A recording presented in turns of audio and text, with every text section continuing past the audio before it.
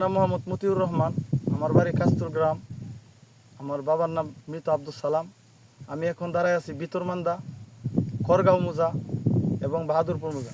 দুই মোজার মধ্যে আমাদের এই করগাঁও মোজা 7টা দলিলে 29 একর সম্পত্তি এবং বাহাদুরপুর মোজায় 4টা দলিলে আমাদের 10 একর সম্পত্তি।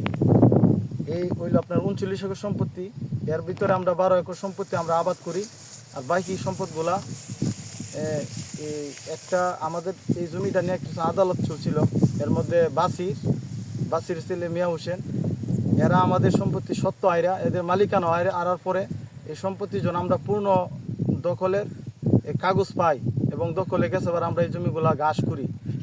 ওই স্বৈরাচার সরকার পতনের পরে আমাদের এই জমিগুলা সেনাবাহিনী আমাদের এই জমিগুলা বুক দখলের অধিকার দেয়, ঘাস করি।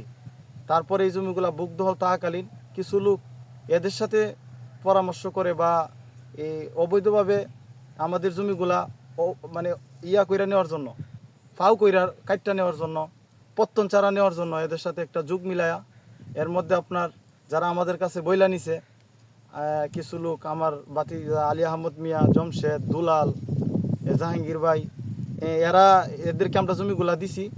তো এরা বিভিন্ন কারণে মনে করেন এদের বাড়ি সবার বাড়ি কাস্তুল গ্রাম। এরা মনে করেন এদেরকে আমরা জমিগুলা দিছি। তো এই জমিগুলা নিয়ে আসে এরা মনে করেন আমাদের যে বিপক্ষ আছে এদেরকে বিভিন্ন সময় কুপরামর্শ দেওয়া, আমাদের দখলটার ভিতরে বিচ্ছেদ ঘটানোর জন্য আমাদের দখলটার ভিতরে আপনার এরা এই অহেতুক চালাইতেছে গ্যাস, এই দখলটা পাইতারা করতেছে আমাদের থেকে ছুটানোর জন্য। আমাদের উপযুক্ত দলিল কাগজপত্র সব কিছু আছে।